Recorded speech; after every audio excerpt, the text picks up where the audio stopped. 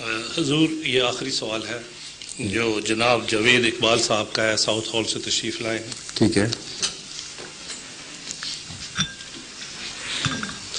السلام علیکم جی. جاوید اقبال صاحب السلام علیکم، فرمائیے. پہلی عرض یہ ہے کہ میں کوشش کروں گا کہ آپ پنجابی بولیں. جی مجھے آپ کی پنجابی بہت اچھی لگتی ہے. اچھا یہ اوپری پنجابی اچھی لگتی ہے مجھے. تو سوال ہے سی جی میرا کہ من اتنا علم تو نہیں ہے تو نہ اتنا شعور ہے اسلام کے بارے مسلمان ضرور ہاں تو نہ ایڈی وڈیاں کتاباں پڑھی ہیں کہ لوگوں واگوں میں دلیلاں دواں تیا کراں. کچھ گلاں سنیاں سی جی تو کسی حد تک پتہ بھی سی تو کسی حد تک نہیں بھی سی، ٹھیک مگر وہ ایک مضبوطی نہیں سی اندر. ٹھیک ہے.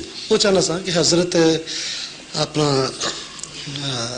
مرزا صاحب نہیں ہاں حضرت ابو طالب صاحب، اچھا وہ حضرت ابو طالب، حضرت مولا مشکل علی دا والد، انہوں کے متعلق کیا جاتا ہے کہ آپ جڑے سن کلمہ نہیں سی پڑھیا ٹھیک یا انہوں نے اسلام قبول نہیں سی کیتا. جگر انہوں نے اسلام قبول نہیں سی کیتا یا کلمہ نہیں سی پڑھیا تو کیا یہ بھی جاتا ہے کہ آپ نے حضور صلی اللہ علیہ وسلم دی شادی کی تھی، نکاح کیتا انہوں کا. کیوں حضور پاک دی جڑا نکاح سی انہوں نے پڑھایا سی.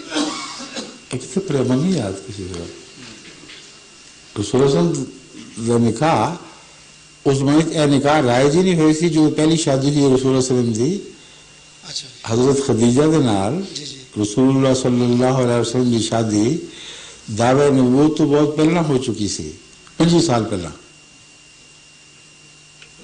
15 سال 25 سال کی عمر تھی، 40 میں نبوت ہوئی ہے، 15 سال پہلا. تو نکاح کہڑا سی اس ویلے نظام ہی کوئی نہیں سی نکاح پڑھان دا. سمجھے جی. یہ کہانیاں بنائی ہیں مولویوں نے.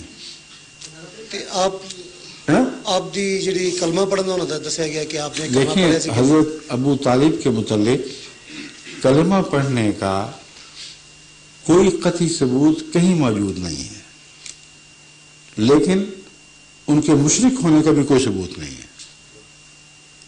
اس لیے جن کے خلاف قرآن کریم نے فیصلہ دیا ہے کہ مشرک ہوں تو ان کے لیے دعا بھی نہیں کرنی اور وہ بخشے نہیں جائیں گے، اس گروہ میں ہم ہرگز حضرت ابو طالب کو شمار نہیں کر سکتے. بس آپ کا معاملہ بیچ کا ہے. اپنے بھتیجے اور چھوٹی عمر کے بھتیجے جس کو پال رہے ہیں اس کو پوری حفاظت دی ہے، قربانی دی ہے، لیکن عربوں کے اندر ایک خاص مزاج تھا. ہو سکتا ہے وہ مزاج حائل ہوا ہو یا قوم سے الگ نہ ہونا چاہتے ہوں. آپ نے کلمہ نہیں پڑھا، لیکن یہ کہنا کہ دل میں آپ کی سچائی نہیں تھی یہ میں مان نہیں سکتا. اس کی وجہ یہ ہے کہ حضرت ابو طالب بڑے روشن ضمیر روشن دماغ انسان تھے. اپنے گھر پر پلنے والا بچہ جو بچپن سے سچا ہو اس کو جھوٹا کیسے سمجھ سکتے تھے؟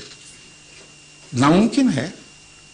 حضرت ابو بکر صدیق باہر سے آ کر بغیر دلیل مانگے ایمان لے آتے ہیں اس لیے کہ منہ سچوں کا ہے. تو ابو طالب کیسے کہہ سکتے تھے کہ یہ جھوٹا ہے؟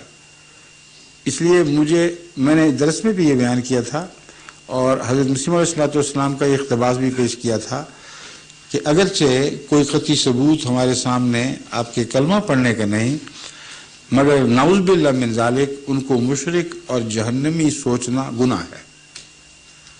اس کا کوئی حق کسی کو نہیں ہے. ایک بھی گواہی نہیں کہ انہوں نے کبھی کسی بت کے سامنے سجدہ کیا ہو.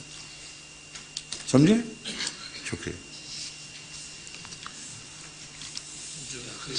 آپ کا وقت بھی جی ہو گیا ہے، پھر پورے ہو گئے ہیں. سوال اب بیت ہے. اچھا وہ کچھ دوست ہیں جنہوں نے خواہش کا اظہار کیا جی تیار ہو کے تشریف لیں. ابھی یہی ہو جاتی ہے. ٹھیک ہے. اب یہ کہتے ہیں کہ بعض ہمارے مہمان ایسے ہیں جنہوں نے اس خواہش کا اظہار کیا ہے کہ وہ ابھی بیعت کر کے سلسلہ عالیہ احمدیہ میں داخل ہوں. تو میں حاضر ہوں، یہ میز اٹھا لیں، میں یہاں بیٹھتا ہوں. جن صاحبان نے فرمایا ہے وہ تشریف لائیں، ابھی ہو جاتی ہے.